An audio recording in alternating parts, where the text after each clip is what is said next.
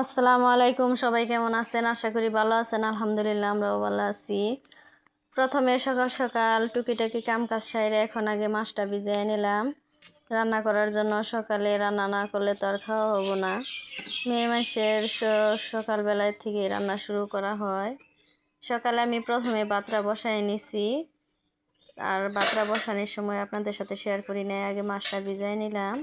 তারপরে এখন এই যে গাছের কয়েকটা টমেটো আছে, টমেটো উঠাইয়া নিমু। টমেটো উঠাইয়া টমেটো দিয়ে আলু দিয়ে মাছটা দিয়ে আমি চচ্চড়ি করবো।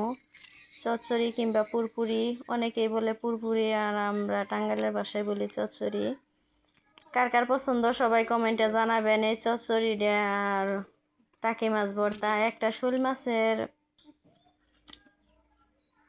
মাছ ছিল আমার ফ্রিজে রাখা, সেই শোল মাছটা ভর্তা বানাবো। এখন এই যে টমেটোটা আমার উঠানো শেষ, টমেটো আর কয়েকটা আলু নিয়ে নেবো। আলুটা আমি আগেই রাখছি রান্না করে। এদিকে বাতরা হইয়া সারছে, পড়াই অল্পতের নিগে হইয়া সারে নাই। বাতরা হয়ে আসতে আসতে আমি সব কিছু রেডি করে নিবো আস্তে আস্তে। এখানে যে আলুটাও বাইসা নিতেছি, আলুটা টমেটোটা একত্রে আমি ধুইয়া তারপরে কাইটা নিবো। ভালো লাগলে সবাই লাইক কমেন্ট শেয়ার করবেন, সাবস্ক্রাইব করবেন, পাশে থাকবেন। আপনারা যদি সাপোর্ট না করেন তাহলে তো আর হবে না। আর আমার মেয়ে এই ক্যামেরাটা ধরছে ফোন আর কি ভিডিও করার জন্য। ছোট মেয়ে ভিডিও করার সময় অনেক নড়ছে, আর আপনারা একটু ইগনোর করবেন, কষ্ট হলেও ভিডিওটা দেখবেন আশা করি। এখন আমি যে টমেটোটা আর আলুটা সুন্দর করে কাইটা নিমু, কাইটা তারপরে মাছটা রেডি করবো।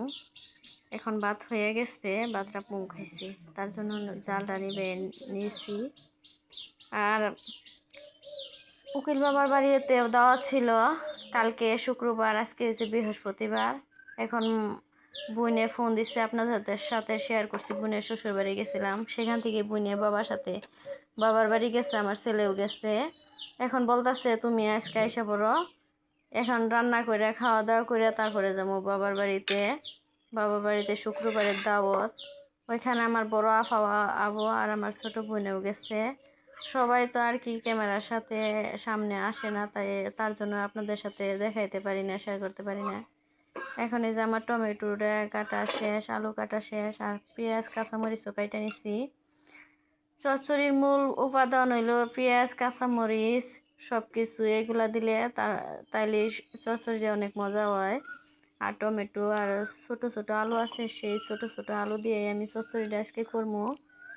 এখন এই যে সব মশলা দিয়ে একে একে আমি সুন্দর করে মাখায় নিব। দেখেন অনেক সুন্দর একটা কালার হবো তরকারিটার। আর মেয়ের জন্য একটা ডিম নিয়ে নিছি। মেয়ে বলতেছে আমি এই চচ্চড়ি দিয়ে ভাত খামো না, তার জন্য একটা ডিম নিছি, ডিমটাও ভাজি করে দিব মেয়েরে। ডিমটা ভাজে আর কি আপনাদের সাথে শেয়ার করি নাই আমি এই ভিডিওতে। এখন সুন্দর করে আমি সব মশলাটা দিয়ে এখন এই যে মাখায় নিতেছি। এই চচ্চড়িটা কিন্তু খাইতে অনেক মজা লাগবো, আর আপনারাও খেয়ে দেখবেন আমি যেভাবে রান্না করলাম। সবাই তো পারেনি, তারপরে আমি যেভাবে করলাম সেভাবে আপনাদের সাথে শেয়ার করলাম। পুরো ভিডিওটা দেখবেন। এখন এই যে সিদ্ধ হওয়ার জন্য একটুকা পানি দিয়ে দিলাম হালকা, একবারে মাখা মাখা করবো চচ্চড়িটা রান্না। চচ্চড়ি করে হালাই দেবো পোড়া পোড়া করে। আর এই যে টাকি মাছটা নিয়ে নিছি, টাকি মাছটাও ভর্তা বানাবো।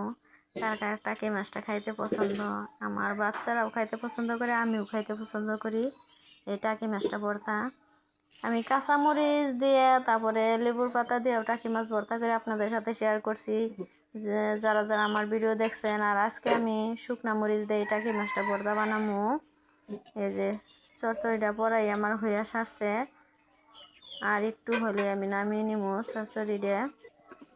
তারপরে মাছটা আমি ভাজি করে নিব ভর্তা করার জন্য সুন্দর করে। এই যে এই তরকারিটা আমি চচ্চড়ি করে নিচ্ছি, পুরা পুরো হয়েছে কিন্তু দেখেন অনেক সুন্দর একটা কালার আসছে তরকারির, অনেক সুন্দর হয়েছে তরকারিটা, খেতে অনেক মজা হবো। যে জিনিস দেখতে ভালো লাগে সে জিনিস কিন্তু খাইতেও ভালো লাগে।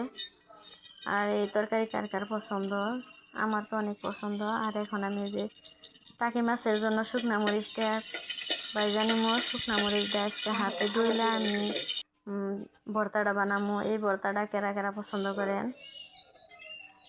সব আর কি অনেক পাইলেই এই টাকি মাছটা ভর্তা করা যায়, হাত দিয়েও মাখা যায়। তারপরে এই কড়াইয়ের মধ্যেও আর কি মাছটা বাজি করন যায় ভাঙ্গে, আর বাজাকাঠির সাহায্যে নাড়াচাড়া দিয়ে এইভাবেও ভর্তা করা যায়। আমি একবারে সিদ্ধ করে তারপরে হাতে মাখাই আজকে ভর্তাটা বানাইছি। এখন এই যে একটু হলুদ আর একটু নুন দিয়ে দিলাম এই সিদ্ধ হওয়ার জন্য। মাছটা ভাজি করে নেব সুন্দর করে। দেখেন মাছটা, এই মাছের ভর্তা দিয়ে কিন্তু অনায়াসে 2 প্লেট ভাত খাওয়া যাব, তরকারি লাগবো না। এত সুন্দর মজা লাগে এই মাছের ভর্তাটা খাইতে। গ্রামে তো অনেকই খাওয়া হয়, সবারই সবসময়ই। শহরের মানুষও খায় এই টাকি মাছটা, আর গ্রামের থেকে শহরে একটু কমই মনে হয় পাওয়া যায়, আমার জানা নাই। আমরা তো গ্রামে বসবাস করি, আর গ্রামে সবসময় পাওয়া যায় এই মাছটা। এখন মাছটা অনেক সুন্দর করে ভাজি করে নিছি, মাছটা নামিয়ে নিলাম। আর এখন আমি এই যে মাছটা সুন্দর করে হাত দিয়ে মাখাইয়া তারপরে ভর্তা বানিয়ে নিব। প্রথমে যে আমি পেঁয়াজটা কাইতে রাখছিলাম আর নুন দিয়া, এই যে এখন আমি সুন্দর করে মরিচটা আমি মাখাই নেব পেঁয়াজের সাথে। আর এই যে খাঁটি সরিষার তেল আছে, সেই সরিষার তেল দিয়ে তারপরে ভর্তাটা বানাবো। সরিষার তেল, তারপরে কাঁচা পেঁয়াজ আর মরিচটা দেয়া, এই মরিচ ডলাটাও কিন্তু অনেক মজা খাইতে, যারা যারা পছন্দ করেন। আর আমান রসুন দিয়ে আমি যে ভাজি করে নিছি, সিদ্ধ করে নিছি সুন্দর করে। এখন এই যে মাখাই নিব একে একে, কাটা বাইছে তারপরে মাখাই নিব। ভর্তাটা আমার রেডি হয়ে গেছে। এখন এই ভর্তাটা দিয়ে করলে অনেক সুন্দর মজা করে ভাত খাওয়ান যাইব, যার যার পছন্দ। এই ভর্তাটা আমার রেডি। প্লিজ প্লিজ সবাই আমার পাশে থাকবেন, সাপোর্ট করবেন, সাবস্ক্রাইব করবেন। আল্লাহ হাফিজ।